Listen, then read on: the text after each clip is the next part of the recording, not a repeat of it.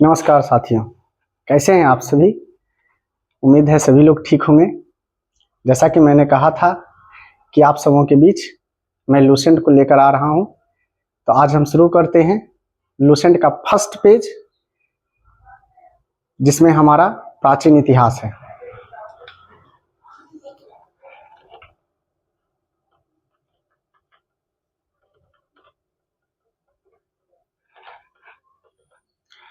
आज हम लोग, हालांकि ये भी इतिहास का एक पार्ट ही है, लेकिन पूर्ण इतिहास नहीं है। आज हम पढ़ेंगे पहला पैराग्राफ जो लूसेंट का है, वो भारतवर्ष का परिचय देता है कि आखिर यह भारतवर्ष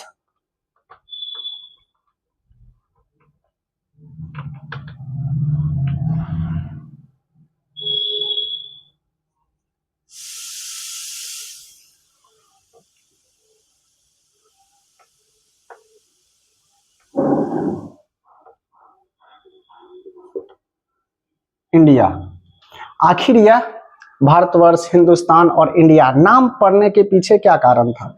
इस नाम को रखने के इतिहास को आज हम जानेंगे कि कैसे इस नाम को रखा गया। तो पहले हम यह जानने का कोशिश करेंगे कि आखिर यह भारतवर्ष है कहाँ। किसी भी स्थान को पता करने के लिए हमको आपको उसकी चौहद्दी के बारे में जानना होता है। चौहद्दी का मतलब हो गया कि उसके उत्तर में क्या है, दक्षिण में क्या है, पूरब में क्या है, पश्चिम में क्या है। तो भारतवर्ष यह एक भूखंड है, उपमहाद्वीप है। तो हम लोग देखते हैं कि जो भारत का मैप होता है उसको मान लेते हैं हम 4 पार्ट में विभाजित करते हैं।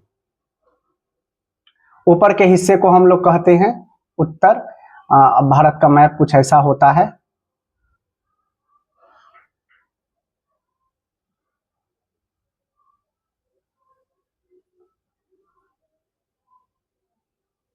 हालांकि मेरी थोड़ी सी ये ठीक नहीं है, तो आप लोग इस पर थोड़ी सी ज़्यादा गौर नहीं करेंगे। मेरा ड्राइंग थोड़ा सा ठीक नहीं है, लेकिन ये एक मैंने मैप बना लिया और कहा गया कि ये उत्तर में, और ये है, ये दक्षिणी भाग है भारत का, ये पूर्वी भाग है और ये पश्चिमी भाग है। तो कहा गया उत्तर में हिमालय से, भारतवर्ष की या इस भूखंड की परिभाषा है कि उत्तर में हिमालय से लेकर दक्षिण में फैले महासागर तक या समुद्र तक इस उपखंड को, उपभूभाग को भारतवर्ष के नाम से जाना जाता है। और हम इसमें ऐड कर सकते हैं कि इसके पश्चिम में अरब सागर स्थित है, इसके दक्षिण में बंगाल की खाड़ी स्थित है।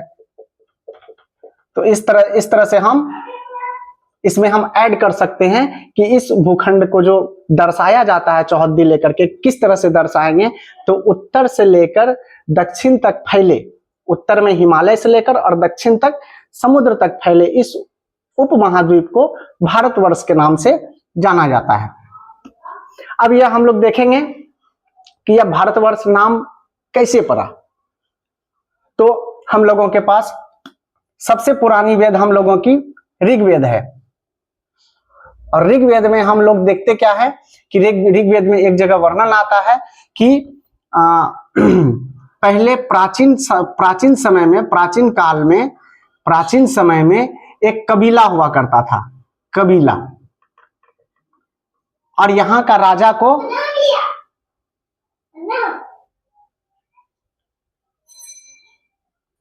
कि प्राचीन कबीला पाया जाता था, प्राचीन कबीला। और यह बातें हम लोगों को ऋग्वेद बताती है कि उत्तर पश्चिम क्षेत्र में, भारत के उत्तर पश्चिम क्षेत्र में, यानी कि इस क्षेत्र में पहले प्राचीन कबीला पाया जाता था, जिसका नाम था, और इस कबीले का राजा हुआ करता था भरत नाम का राजा था। और यहाँ के लोगों को इसी की संतान, भरत की संतान के नाम से जाना जाता था, भरत की संतान के नाम से जाना जाता था। आने वाले समय में क्या होता है, इसी भरत शब्द का प्रयोग भारतवर्ष के लिए किया जाने लगा। इसी भरत शब्द का प्रयोग किसके लिए किया जाने लगा, तो भारतवर्ष के लिए किया जाने लगा। अब हम लोग दूसरी चीजें देखते हैं कि अब हमारा दूसरी इतिहास की ओर चलते हैं। हमारे देश का नाम हिंदुस्तान कैसे पड़ा। तो हिंदुस्तान हमारे देश का नाम कैसे पड़ा? अब देखिएगा ध्यान से, यहाँ कुछ व्यापारी, विदेशी व्यापारी, मुख्य तौर पर ईरानी, जब ईरानी लोग यहाँ आए व्यापार करने के लिए, तो इन्होंने देखा कि ये लोग जो बसे हुए हैं, यहीं से एक नदी जाती है जो कि तिब्बत से निकलते हुए ये अरब सागर में जाकर के मिल जाती है, डेल्टा बनाते हुए। इस नदी को कहा गया, ये नदी है सिंधु नदी। तो सिंधु नदी के बारे में इन लोगों ने देखा कि ये लोग सिंधु नदी के किनारे बसे हुए हैं, सिंधु नदी के किनारे बसे हुए हैं। तो इन लोगों ने गलती से या टंग स्लिप की वजह से अब सिंधु ना कहकर ये लोग हिंदू कहने लगे, हिंदू कहने लगे। और यही हिंदू नाम पूरे पश्चिमी देशों में फैल गया, यही हिंदू नाम चला गया पश्चिम के देशों में, यह नाम प्रचलित हो गया। यानी कि पश्चिम देशों में लोग अब सिंधु ना जानकर हिंदू के नाम से लोगों को जानने लगे, पश्चिम के लोग। अब पश्चिम के लोग फिर आए, वहां से हमारे देश में आए यूनानी लोग। अब यूनानी आए तो अब यूनानियों ने क्या किया, इस हिंदू शब्द को अब यूज करने लगा यह लोग इंदे शब्द के तरह यूज करने लगा इसको, इंदे। अब हिंदू ना कह के इंदे कहने लगा। इंदे जब कहने लगा तो अब भारत में फिर बाद में आते हैं अंग्रेज आते हैं। अब यह अंग्रेज जो आए, इसी इंदे को इन अंग्रेजों ने क्या किया, इंडिया बना दिया। तो देखिए, यही हमारे देश का नाम जो इंडिया रखा है, यही इतिहास है कि ईरानी लोग आए, यहाँ लोग सिंधु नदी के आसपास में रहते थे, तो यहाँ के लोगों को इन लोगों ने हिंदू कहना शुरू किया। अब जैसे हिंदू कहा तो फिर यूनानी, यही नाम पश्चिम देश में प्रचलित हो गया, यानी कि पूरी तरह से फैल गया।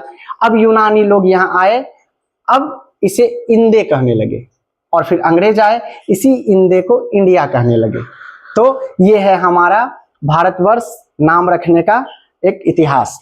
और यह जो हिंदू शब्द है, यह हिंदू से बना, मध्यकाल आते आते यही हिंदू से मध्यकाल में यही हिंदू से बन गया हमारा हिंदुस्तान। यही हिंदू शब्द से हमारा बना हिंदुस्तान, मध्यकाल आते आते, यानी कि कुछ समय के बाद, मध्यकाल आते आते इसी हिंदू से बन गया हिंदुस्तान। और यह हिंदू शब्द फारसी शब्द है। यह कैसा शब्द है? फारसी शब्द है। तो हम लोगों ने देखा कि भारतवर्ष नाम रखने के पीछे क्या इतिहास रहा। अब हम लोग चलते हैं कि चूंकि हम लोग भारतवर्ष के परिचय के बारे में जान रहे हैं, तो परिचय को पढ़ रहे हैं, तो यहाँ अब हम लोग देखेंगे, यहाँ हमारे आपके बुक लूसेंट में इसी परिचय चैप्टर में एक पर्वत का नाम आता है, और वह पर्वत विंध्य पर्वत है। और विंध्य पर्वत का इतिहास क्या है? देखिए, विंध्य पर्वत को कहा गया यह ब्लॉक माउंटेन है, और इसकी लंबाई लगभग 1080 किलोमीटर है विंध्य पर्वत। अब यह विंध्य पर्वत का नाम हमारे आपके लूसेंट में आया है। ये क्या किया, ये करता क्या है, भारत को 2 बराबर भागों में बांटती है। विंध्य पर्वत क्या करती है, भारत को 2 बराबर भागों में बांटती है। देखिए कैसे, ये पर्वत गुजरात के अलीराजपुर, गुजरात से शुरू होती है विंध्य पर्वत, और अलीराजपुर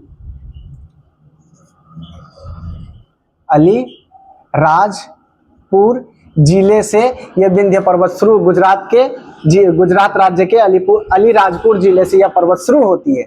और इस पर्वत का देखिएगा हम फिगर कैसे बना रहे हैं। इस पर्वत को हम इस तरह से नहीं डिनोट करेंगे, हम इस पर्वत को डिनोट करेंगे इस तरह से। इसका मतलब अभी आप समझिएगा कि मैंने विंध्य पर्वत को ऐसा फिगर में क्यों बनाया है। तो इसका फिगर हम लोग बनाएंगे, जब भी बनाएंगे इस तरह से बनाएंगे।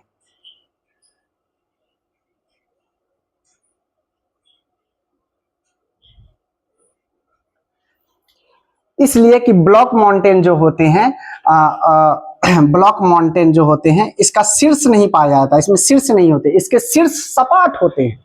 और विंध्य पर्वत को कहा गया ये ब्लॉक माउंटेन है।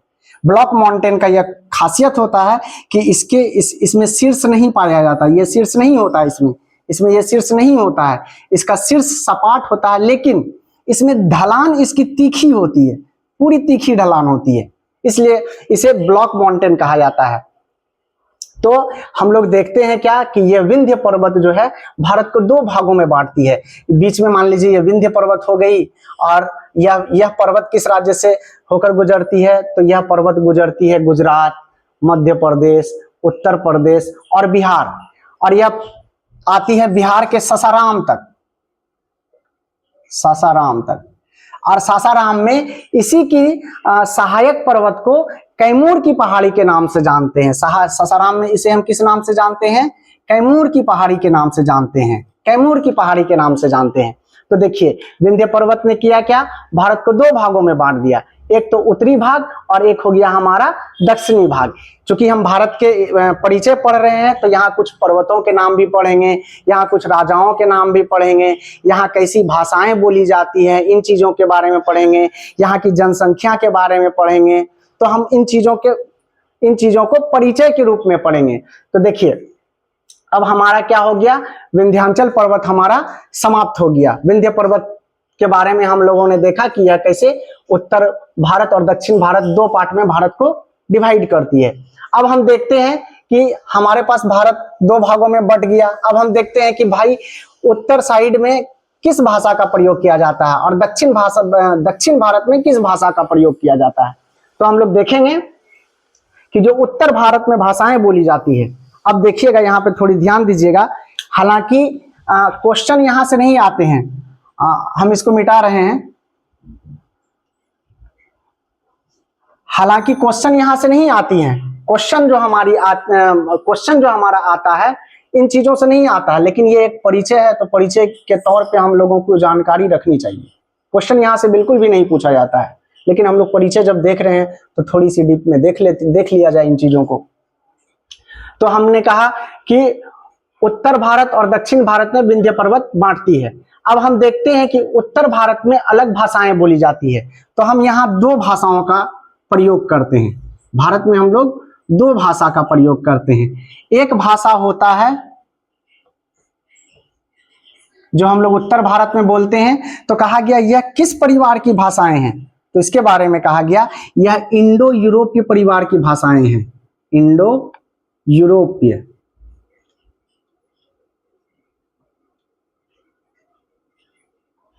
यह जो है भाषाएं उत्तर भारत में जो बोली गई, उत्तर भारत में ये हो गया उत्तर भारत में,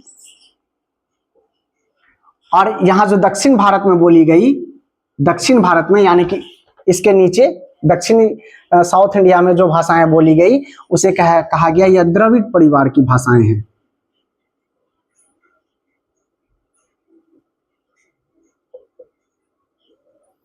अब देखिए हम लोग अब जानना चाह रहे हैं कि भारत के परिचय में हम लोग देखना चाह रहे हैं कि भाई भारत में आखिर भाषाएं कैसी इस्तेमाल होती हैं, किस परिवार की भाषाएं इस्तेमाल होती हैं। तो भारत में हमारा दोनों परिवार की भाषाएं होती हैं इस्तेमाल, एक इंडो यूरोपीय भाषा और एक द्रविड़ परिवार की भाषाएं। अब हम लोग जानते हैं, थोड़ी सी डीप में जाते हैं, हालांकि क्वेश्चन यहाँ से नहीं पूछा जाता है। हम अब पढ़ते हैं, पढ़ेंगे, हल्का सा जानना चाहेंगे कि आखिर यह इंडो यूरोपीय परिवार की भाषाएं क्या होती है, यह इंडो यूरोपीय भाषा किसे कहते हैं, आखिर यह है क्या। कई लोग इन चीजों को समझते ही नहीं है, पढ़ने का तो पढ़ लेते हैं, चीजों को समझते नहीं है। तो आज हम समझने का प्रयास करेंगे कि आखिर यह इंडो यूरोपीय परिवार की भाषाएं क्या होती है। तो इससे दो थ्योरी निकल कर आती हैं, इंडो यूरोपीय भाषा के बारे में दो थ्योरी निकल करके सामने आती हैं। एक थ्योरी कहा गया कि स्टेपिज सिद्धांत, स्टेपिज सिद्धांत, और दूसरी थ्योरी निकल के आती है एनाटोलिया सिद्धांत।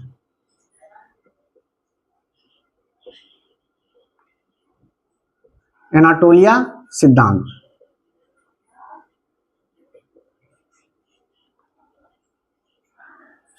स्टेपी सिद्धांत और एनाटोलिया सिद्धांत।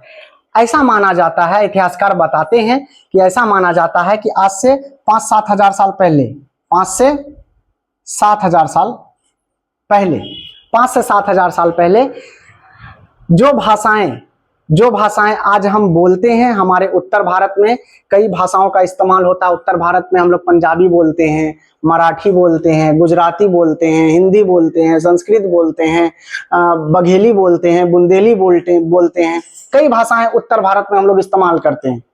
तो आखिर यह भाषाएं कहाँ से आई? इन भाषाओं का जड़ कौन था? तो हम लोग जानेंगे कि इन भाषाओं का जड़ यही है, इंडो यूरोपीय भाषा। इंडो यूरोपीय भाषा बंगाली हो गया, पंजाबी, गुजराती, मराठी, इन सबों का समझ लीजिए एक तरह से दादाजी है।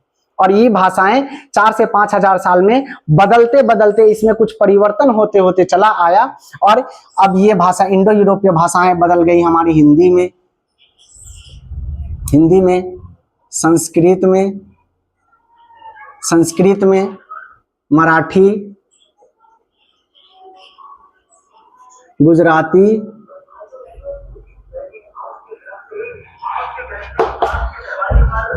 हिंदी, संस्कृत, मराठी और गुजराती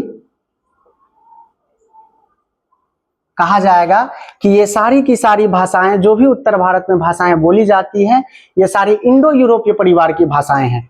ऐसा माना जाता है कि इंडो यूरोपीय परिवार आज स्टेपिस क्षेत्र का मतलब हो गया कि आज के वर्तमान समय में रूस और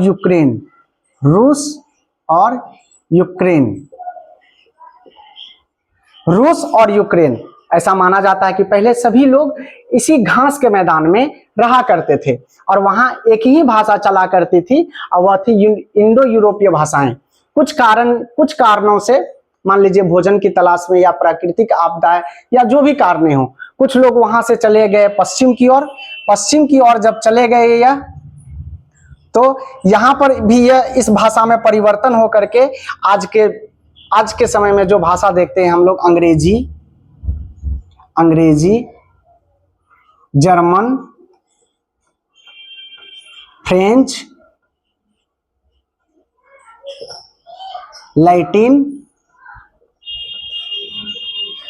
इनकी भी भाषाएं, यह भी पोता पोती है। माना जाए कि इनके भी दादाजी इंडो यूरोपीय भाषा ही रहे हैं। जो हम लोग पश्चिमी देशों में जो भाषाएं बोली जाती है, अंग्रेजी, जर्मन, फ्रेंच, लैटिन, और अभी जो हम लोगों के भारतवर्ष में बोला जाता है हिंदी, संस्कृत, मराठी, गुजराती, बंगाली, ये सारे के सारे एक ही परिवार के भाषा हैं जो कि संबंध रखते हैं इंडो यूरोपीय भाषा से। ऐसा हुआ कि कुछ लोग पश्चिम की ओर चले गए, कुछ लोग पूर्व की ओर चले गए और भारत में इन भाषाओं का आगमन, माना जाता है कि भारत में इन भाषाओं का आगमन आर्य के साथ हुआ। आर्य इन भाषाओं को लेकर के भारत आए और भारत के उत्तरी भागों में आर्य तो आए तो उत्तरी भाग में ही आकर बसे। इसलिए उत्तरी भागों में यही भाषाएं समय के साथ साथ इनमें परिवर्तन होते होते आज जो हम देखते हैं हमारे सामने है हिंदी, संस्कृत, मराठी, गुजराती, बंगाली। हालांकि परिवर्तन का दौर आज भी हमारे आपके बीच से चल रहा है। अभी हम लोग देखते हैं कि एक नई भाषा हम लोगों के सामने आई है। हो सकता है आने वाले 2 से 300 सालों के बीच में वह भाषा भारत में बहुत ज्यादा प्रचलित हो जाए और हमारी जो मूल हिंदी है, मूल इंग्लिश है, वो भाषाएं छूट जाए धीरे धीरे। अभी हम लोग देखते हैं व्हाट्सएप वगैरह पे हम लोग जब मैसेज करते हैं किसी को तो हम हिंदी को भी इंग्लिश में लिखते हैं और उस भाषा को कहा जाता है इंग्लिश भाषा का भी हम लोग इस्तेमाल करते हैं। हिंदी और इंग्लिश व्हाट्सएप पे जो मैसेज करते हैं तो हम लोग क्या करते हैं, हिंदी और इंग्लिश। हो सकता है आने वाले समय में ये भाषाएं समय के साथ ये हिंदी और इंग्लिश भाषाओं में परिवर्तन हो करके हो सकता है ये भाषा हमारे आपके बीच प्रचलन में बढ़ जाए। तो इन चीजों से मेरा कहने का तात्पर्य है कि समय के साथ साथ भाषाओं में परिवर्तन होता है, आदमी के रहन सहन में भी परिवर्तन होता है। तो भाषाएं हम लोगों ने देखा कि उत्तर भारत में जो भाषाएं बोली जाती हैं वो इंडो यूरोपीय भाषाएं हैं। अब हम लोग चलते हैं दक्षिण भारत में। दक्षिण भारत में जो हम लोगों की भाषाएं चलती हैं, दक्षिण भारत में जो भाषाएं चलती हैं हम लोगों की, वो चलती हैं द्रविड़ परिवार की भाषाएं।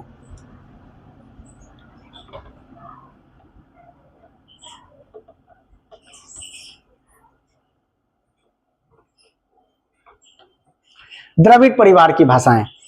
अब द्रविड़ परिवार की भाषाएं हम लोग दक्षिण साउथ इंडिया जब जाते हैं तो मुख्य रूप से हम लोगों को 4 भाषा देखने और सुनने के लिए मिलता है। पहला जैसे हो गया तमिल, तेलुगु,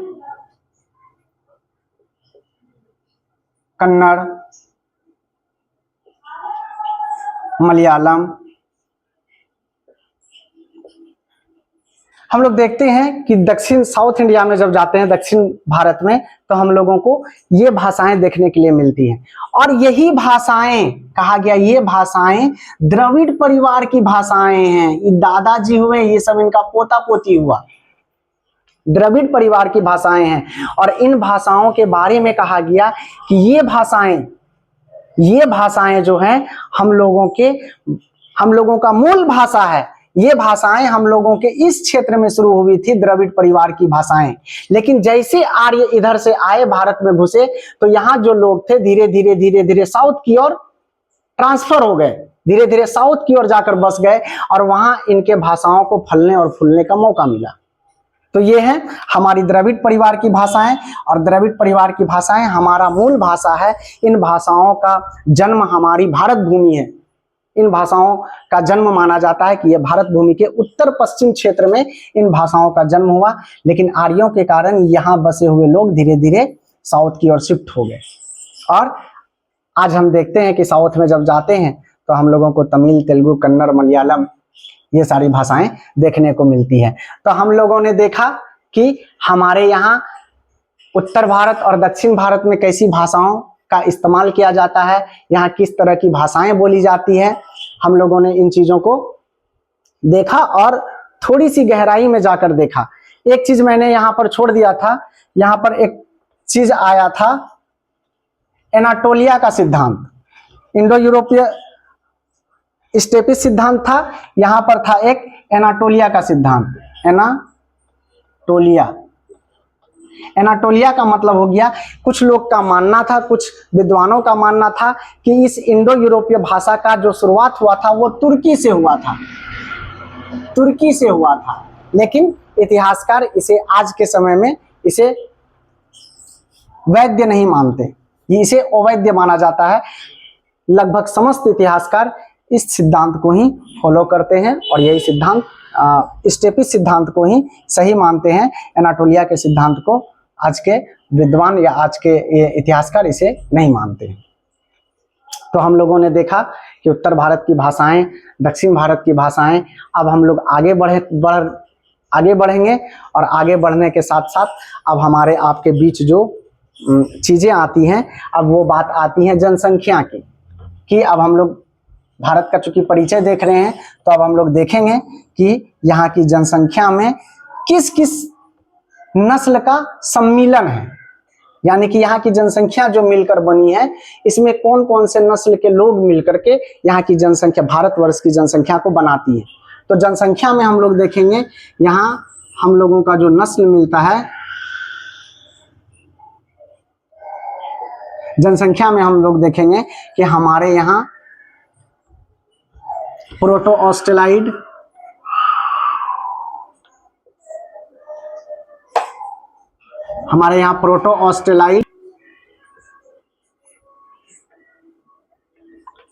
देखिए हमारी जनसंख्या में ज्यादातर कहा गया ये भारत की जितनी भी जनजातियां हैं इसी समूह से संबंधित है। और इस समूह के लोगों का जो पहचान होता है वो उसका कद थोड़ा कम होता है, रंग गहरा होता है और नाक चौड़ी होती है। यानी कि भारत की जनसंख्या में प्रोटो ऑस्ट्रेलाइड समूह के लोगों का भी बहुत महत्वपूर्ण योगदान है। दूसरा हम लोग देखते हैं मंगोलाइड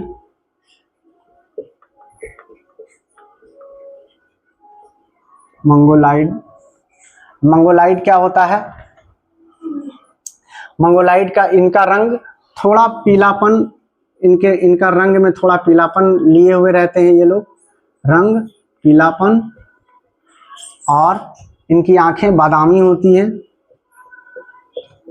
आंखें इनकी बादामी होती हैं और इनके जो बाल होते हैं वो काले और सीधे होते हैं। बाल जो होते हैं काले और सीधे होते हैं। तो देखिए हमारी जनसंख्या में प्रोटोस्टलाइड, मंगोलाइड और निग्रोइड, काकेकस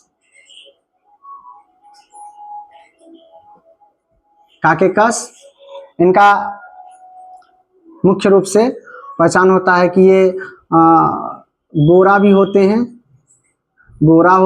गेहुआ रंग लिए भी रहते हैं, गेहुआ रंग भी लिए हुए रहते हैं और इनकी नाक लंबी और पतली होती है, नाक लंबी और पतली होती है, ये इनका पहचान होता है। और तीसरा होता है काकेकस, मंगोलाइड, काकेकस, निग्रोइड।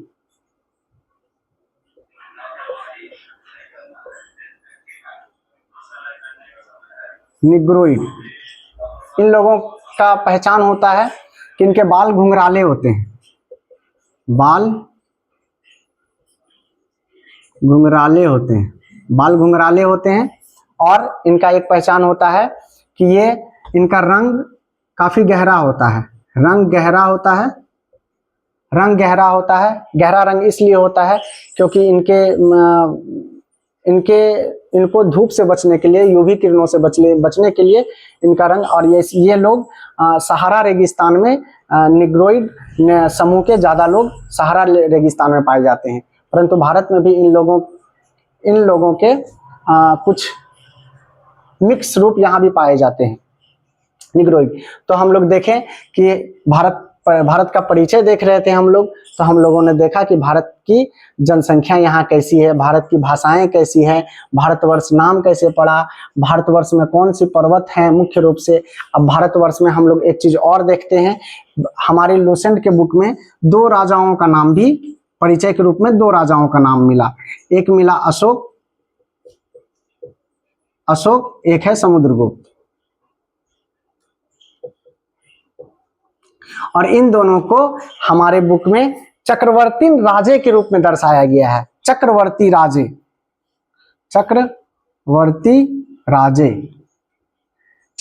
राजे का मतलब होता है ऐसा राजा जिसका प्रभाव चारों दिशाओं में हो, जो चारों दिशाओं में अपने साम्राज्य को फैलाता, उसे चक्रवर्ती राजे कहते हैं। अशोक का साम्राज्य सिंधु नदी के पार, इस पार तक फैला हुआ था। वहीं दूसरी ओर देखते हैं, लेकिन अशोक का दक्षिण भारत में साम्राज्य कुछ खास नहीं फैला था, लेकिन हम लोग समुद्रगुप्त को देखते हैं तो दक्षिण भारत से लेकर के पूरे उत्तर भारत तक में इसका साम्राज्य था, यानी कि चारों दिशाओं में साम्राज्य होने के कारण इसे चक्रवर्ती राजे के रूप में जाना जाता है।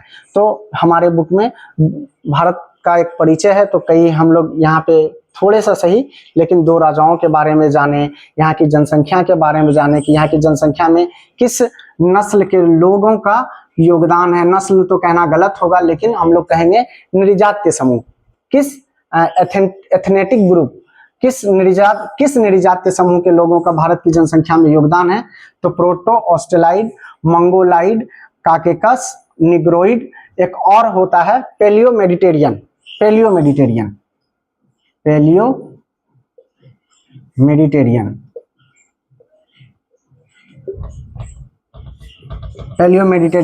इनका भी योगदान भारत की जनसंख्या में बहुत अधिक है। यानी कि हम यह कह सकते हैं कि इस निर्जातीय समूह के लोग भारत की जनसंख्या को बनाने में इन निर्जातीय समूह का बहुत बड़ा योगदान है। पूरी जनसंख्या इसी नस्ल के अंदर में पाया जाता है। तो आज का हमारा टॉपिक भारत का परिचय यहीं पर समाप्त करते हैं, और आप लोग कमेंट करिएगा कि आप लोगों को कैसा लगा, और आप सभी लाइक करिए, शेयर करिए, सब्सक्राइब करिए, हमारे चैनल को सपोर्ट करिए, ताकि हम आगे भी आप लोगों के लिए अच्छे से अच्छे कंटेंट को ला सके। जय हिंद, जय भारत। आप सभी को प्रणाम।